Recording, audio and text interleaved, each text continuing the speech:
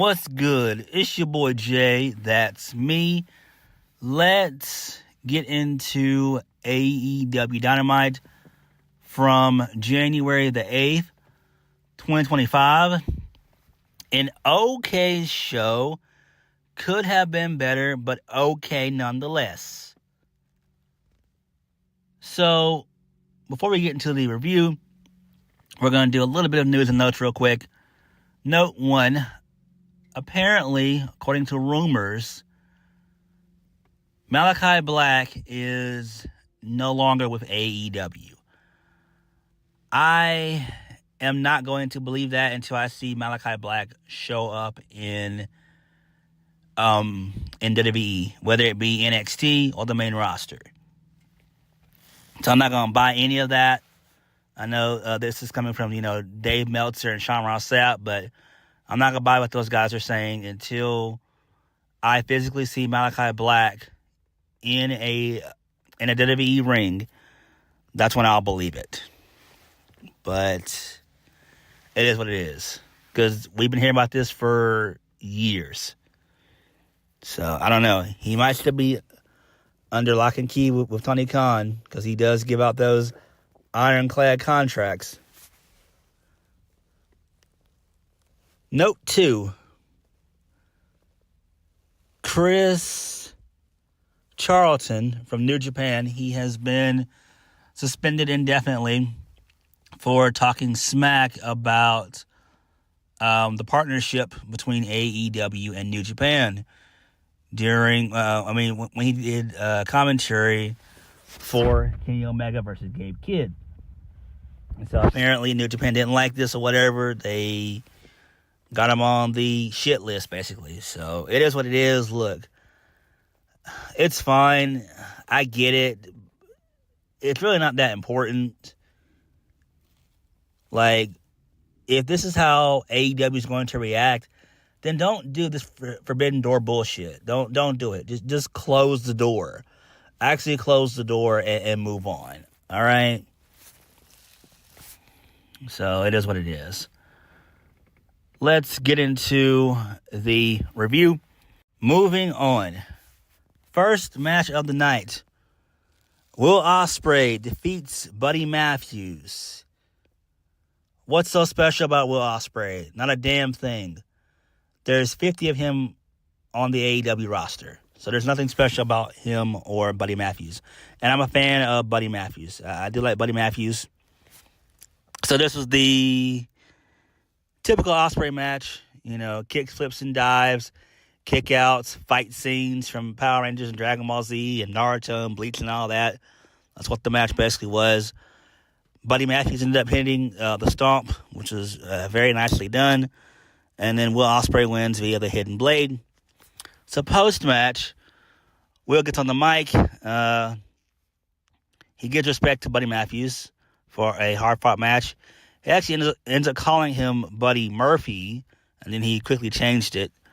He says that Buddy and Brody are very tough competitors who don't need to be following anyone anymore, adding that Matthews could chase tag or even singles gold. He hopes this isn't the last time they meet, and if Buddy needs a man in his corner, then Will is his guy. And then they shake hands, and that was that. Okay, this does make sense, but this is what really set the internet ablaze, because he was talking about Malachi Black. So maybe Malachi Black is gone. We don't know. We really don't know. We won't know until we see him in a WWE ring. That's when I'll believe it. When I see him on a Raw or SmackDown or NXT or maybe even the Royal Rumble, which he probably might debut there, which actually would make a bunch of sense. If we're being honest, I think that would be great. He would get a good reaction. His wife, Zelina Vega, works there, so yeah, why not bring him back? I don't know. I really would stick him on NXT until Triple H has like some concrete plans for him. I could see Malachi being a world champion in WWE. I really could. I'm talking about world heavyweight champion. Obviously not WWE Undisputed Champion. But it is what it is. But we'll have to wait and see how things play out. But where does this leave Buddy Matthews if Malachi Black is gone? Let's just plan to that for one brief moment. If Malachi Black is leaving, then where does Buddy Matthews go? Seriously, where does he go? He has no character. He has no gimmick. And you've already have 50 guys that can do the same thing that he can do. And that are, muscular and they can do kicks, flips, and dives. He can't cut a promo all that well. This is why I wish that Buddy Matthews really would have went to TNA back in 2022 or something like that or whatever. I forgot when he went to AEW. I can't remember. Was that in 2021? I'm going to say he went to AEW in late 2021 going into early 2022. But either way, I still think that somebody like a Buddy Matthews would have been better off in a TNA environment. I think they would have pushed him well. They would have gave him a good character and gimmick and all that. And he probably would have gotten a lot more far than he has so far at AEW. But it is what it is. Moving on. So this leads us into Private Party. They come out next, and they're on the show. They're on Dynamite. So they're talking about, they're on the stage to celebrate retaining their tag titles on Collision. They say this calls for a celebration. They're quickly interrupted by the Hurt Syndicate. So MVP wants the Syndicate to join in their celebration and raising a toast to the tag champs. And then Bobby Lashley says this is for the Hurt Syndicate for taking those tag team titles. Okay, that's fine, but Bobby Lashley should have been a mute because talking has not always been Big Bob's strong suit. Pause. So it's not always been his strong suit. Bobby has always struggled with promos. Even in his first run in WWE, he's always struggled with promos. So it would have been better if he would have been mute and let MVP do the talking. And man, have they turned down the Hurt Business. I remember when the Hurt Business was, awesome. And they were massively over. They've turned them guys down quick. And they ain't been there but for what? About a month and a half, 2 months? They ain't been there long. They came in there, about mid-November? So a couple weeks before Full Gear. And damn, they've already been turned down. So Bobby Lashley, he defeats Mark Briscoe via the Hurt Lock. So, it makes sense. So Bobby Lashley was going to beat up Mark Briscoe some more. And Private Party, they come out to make the save, basically. So this sets up for Private Party versus the Hurt Syndicate, which is fine, but we all knew that Private Party were going to be transitional champions. They were always going to put the titles on the Hurt Business, which makes perfect sense. Private Party, they need to go to TNA. I've said it before, I'll say it again. It is time for Tony Khan to start getting rid of year 1 and year 2 talent and let these guys go. He needs to look up and down that roster for guys and girls that he does not have plans for and let those guys go. Let them go wherever they want to go. Whether that be TNA, NXT, GCW, MLW, House of Glory, for the indie circuit, the indies, the UK indies, New Japan, Pro Wrestling Noah, wherever they want to go. Let some of these guys and girls that you don't have any plans for at all, let them fucking go. It is time. Stop holding on to these talent. Stop. Let these guys and girls go. It is annoying to see guys wasted. Private Party would actually do quite well in NXT, and I think they would do okay on the main roster. Moving on.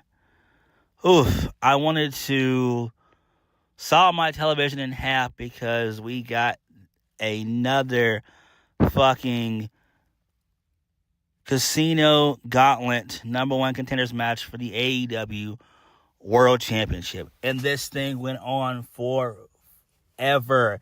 It went on forever. Oh my God. I was looking at my phone. I was texting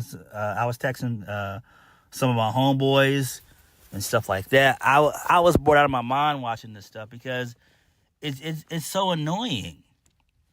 I can't stand when they do this. This match went on. I want to say it went on for a good 20 to 30 minutes at least.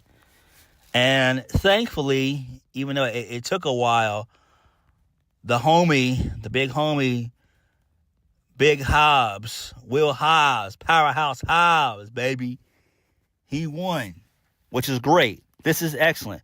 But we could have done this in less time. These casino gauntlet matches are basically murder because they're so damn long and they're just time consumers. This is something that you could have put on the show first. If you're going to have it be a good 30 minutes and you just want to kill time and not do any type of bullshit, put this match on first. You could have put Will Ospreay and Buddy Matthews maybe in the middle of the show, something like that, I guess. But it had some of everybody in there. So Adam Cole was in this thing. Daniel Garcia was in this thing. Powerhouse Ricochet was in here. The Undisputed Era, Kingdom, they were in here, my bad. Hangman was in there. Garcia was in there. It was basically just your basic mid-carders and upper mid-card guys in this thing that are being used on television week in, week out. So that's who was in this thing. Lance Archer, his sorry ass was in this match as well. And then Jeff Jarrett was actually in this thing, but he never made it to the ring because because Will Hobbs got the win. So he wins, and he took out Kyle O'Reilly. Great. Perfect. Moving on. So Renee Paquette, she gets into the ring. She does a quick interview with Hobbs. He says he wants to, quote-unquote, shoot for a second. Acknowledging that Mox was the one that brought him into AEW. But next week, he's going to shock the world and win the AEW World Championship. And something else. He calls him a bitch. He says he's going to make him his bitch. Which was funny. So I do like this. This should be fun. I am glad that Will Hobbs is in this position, and I can't wait. This is going to be some fun shit. I know Mox is going to win, but still, this is going to be fun. This is going to be fun. I am so glad that Powerhouse Hobbs is in this position, and I hope that he makes the best of it. And I hope going forward that Hobbs is pushed. Tony has got to strap the rocket to this guy. This is a individual that you can build the company around. Any company, you could put him in TNA, he would flourish. You could put him in GCW or MLW or anything like that. NXT, the main roster for WWE, he would flourish in any promotion you put this man in. Will Hobbs is a fucking star in the making. I see big things in this guy's future. I see big things in his future. Mark my words. This guy is going to be a future world champion wherever he goes. It might not, my bad. It might not happen in AEW, but it could damn well happen in WWE, TNA, MLW, GCW, the indie circuit. The sky is the limit for Powerhouse Hobbs. Great decision. Excellent decision by Tony Khan. Great shit. I'll say it again. Great shit. Moving on. So, Jeff Jarrett's still out there in his ring gear. And so, And so apparently, he's interviewed by Ian Riccaboni real quick because he was on commentary. So he says he has something he had to ask himself if he still had what it takes. So basically, MJF shows up and he tells he had me rolling. He tells Ian Riccaboni to get his Bible thumping ass out of his rings. That was hilarious. I love that. So MJF talks about he wanted to go after his BBB. His Triple B. He hypes up Jarrett's accomplishments, and before reminding him that the clock is ticking, MJF reveals the detail that Jeff Jarrett wanted to avoid sharing, noting that his contract is only good for one more year, and that's because professional wrestling only wants him around that long. MJF says Jeff Jarrett's got more. He says Jeff Jarrett has more than 1 year left to prove that he's still got it. And then he offers to help him out. He says without him, Jeff Jarrett couldn't even win a match. MJF wants one thing in return. When Jeff wins the Triple B, MJF wants the first shot at it. And then he extends his hand so they can agree to a shake on it. Jeff Jarrett responds by saying that he acknowledges that MJF was the longest reigning world AEW champion, but his failures outweighed his success. He calls MJF a one-hit wonder, so the crowd chants that. Jeff Jarrett said he knows the road he has to go down. He's been at rock bottom before, but he's comfortable there. He knows that he can scratch and crawl his way back to the top. MJF had his chance to enter the Casino Gauntlet, but he chose to scheme and connive. Jeff Jarrett ultimately says he's not buying what MJF is selling, and he refused to help.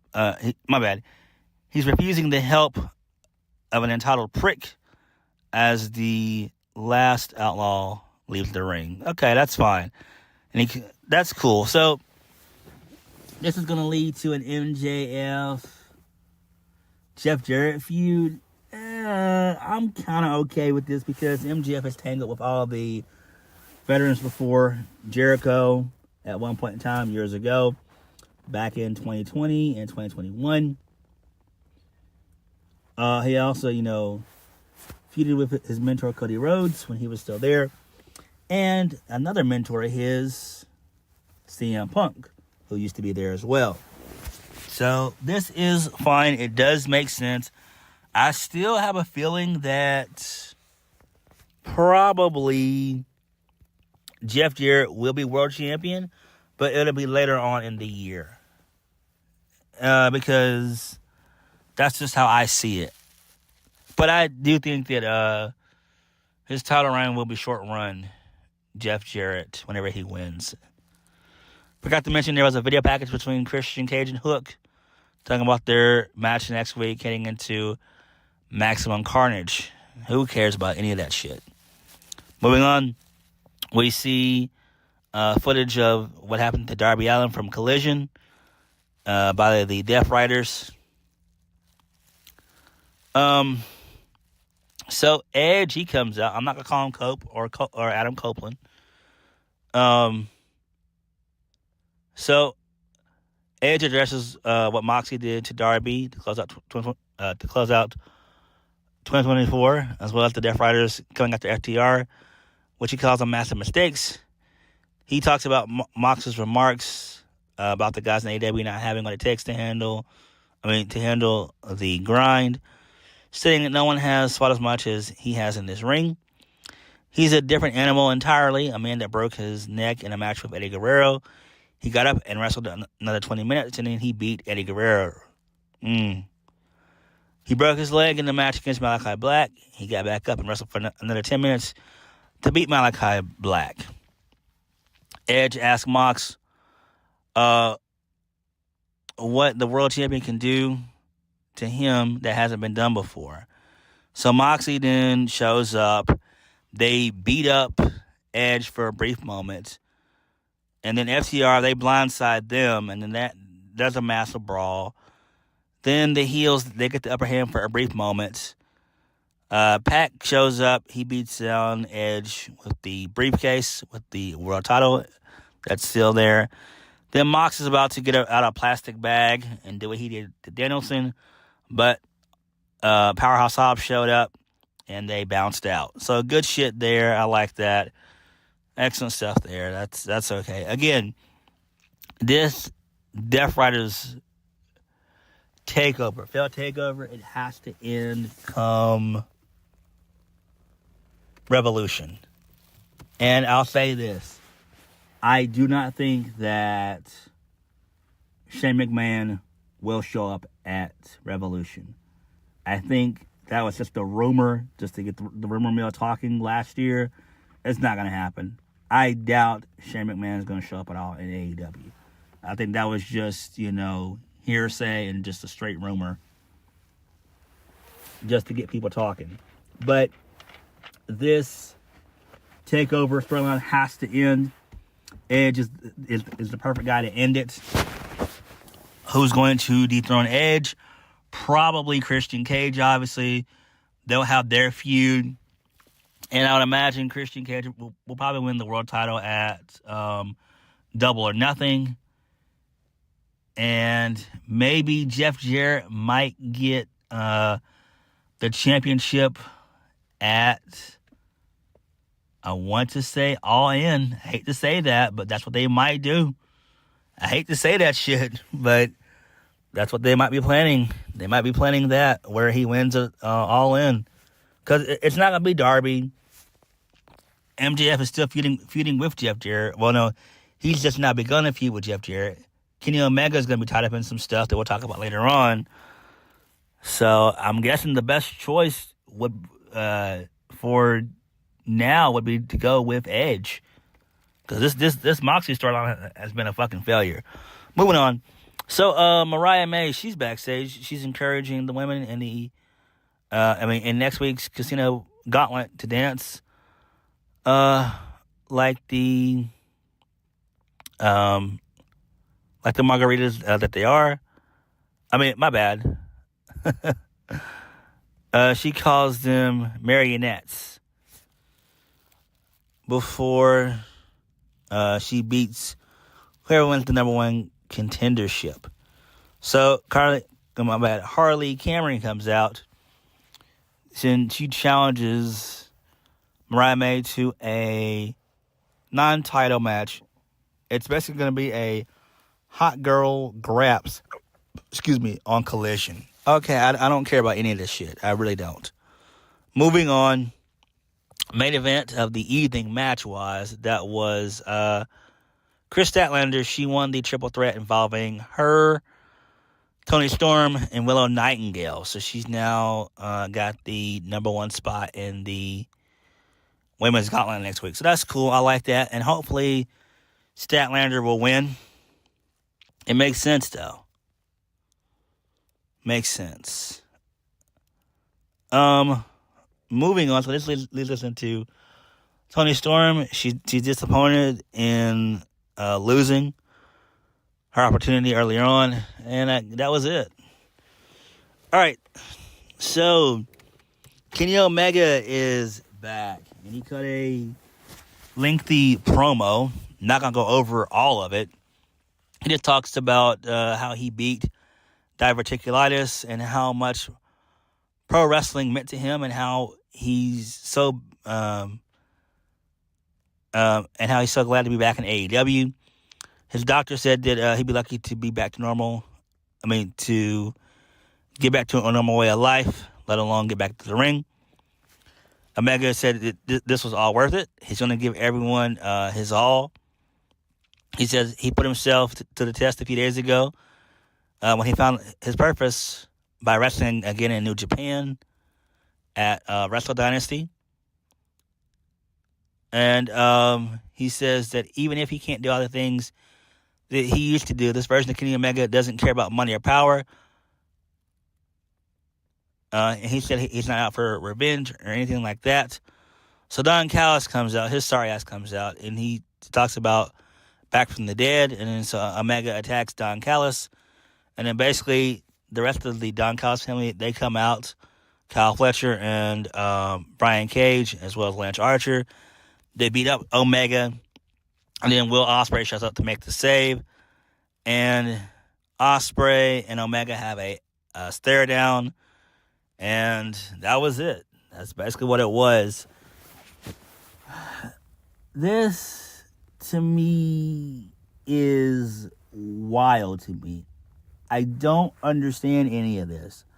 I'm actually confused. I don't understand why Omega is not out for revenge after what the Elite did to him. I don't know. It just seems like he's just back to be wrestling again, which is a tremendous blessing. It's great that he beat diverticulitis, but I don't think that he should be wrestling all that much at a high level like he used to. And even when I watched his match with Gabe Kidd at Wrestle Dynasty, he was still doing his same kick flips and dives that he's always done. It's just that I thought that he was going to take a step back in that shit, but he chose not to. So I don't know. I don't know where any of this is going. Maybe it's going to set up a tag match. Maybe at Revolution there's going to be Will Ospreay and Kyle Fletcher and maybe Tenosuke Takeshita taking those guys on. I don't know.